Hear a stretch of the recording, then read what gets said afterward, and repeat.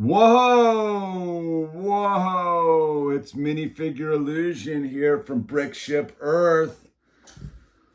What's going on out there? I wanted to talk about miniature size Lego. I'm a fan. In fact, I'm a full convert to the miniature size Lego stuff. And what really sold it was the Millennium Falcon. I did a review of. This set is so fantastic. It packs all the punches.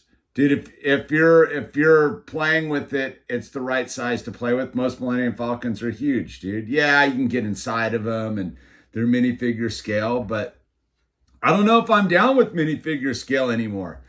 And so that sold it. But while I was with that one, I'd been building the Harry Potter castle. I'm not a Harry Potter guy at all, but I'm into the miniature thing. And I was like, oh, this set looks super cool with what they've got packed into here. And I was like, wow, this is a rad build. This is a super cool build. And the whole time I'm like, oh, this is epic. And then I got this one, which was the sealed the deal, which was the miniature version of the Ninjago city. It's right, there's the big one right back there. Right here. Boom. I mean, this thing is super representatively accurate to an incredible level. And then last night I made the invisible hand right here.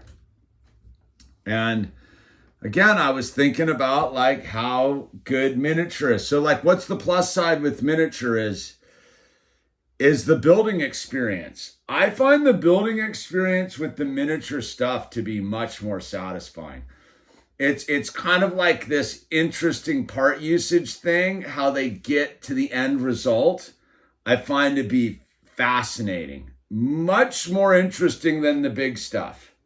The big stuff's blocks, man. You block, you do your thing. It's pretty basic. Sure, there's all sorts of techniques involved. That's why I really like the Ninjago City stuff. It's like it's very intricate and all of that. But when it really comes down to all of this stuff, it's fairly similar. But with the miniature, you're using all sorts of parts in all sorts of different ways, and it kind of fires up the imagination a little bit more. And isn't that what Lego's about? I mean, look, when I was a kid, there weren't all these licensed sets. It was like build your own stuff and make it happen. And so I think with all the licensed set, there's a level of imagination removal. And I don't think there's any going back on that. I don't think you can put that back in the can or whatever. You can't put the toothpaste back in the tube, right? Because there's just so many new parts that just weren't there 40 years ago, right? So with that said, there's so many new parts, which means you can do all this cool stuff with the miniatures. And I like it because the space thing's a problem.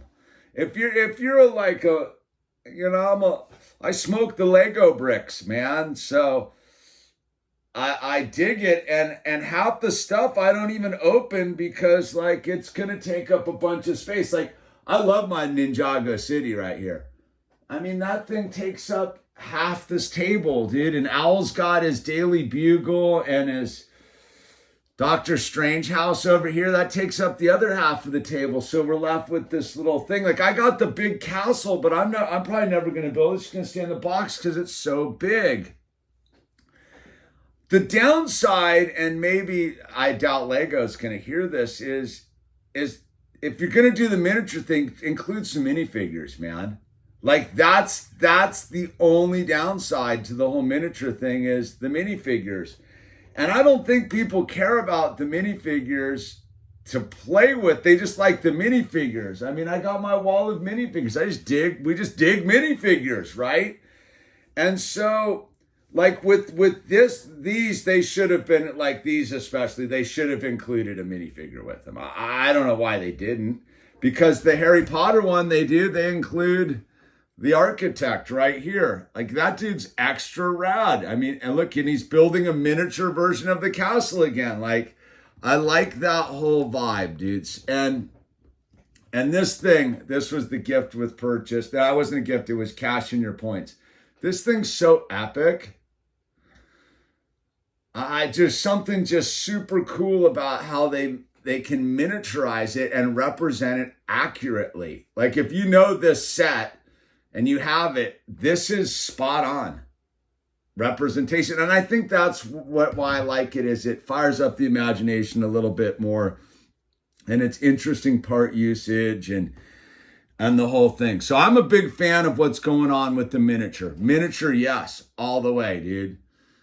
And what really sold it is this Millennium Falcon and this Harry Potter castle. So I look forward to a whole line of scaled down Lego. I think it does much better for the shelves and space and all that kind of stuff. Space, the final frontier. Anyway, this is Minifigure Illusion. My thoughts about miniature size Lego sets.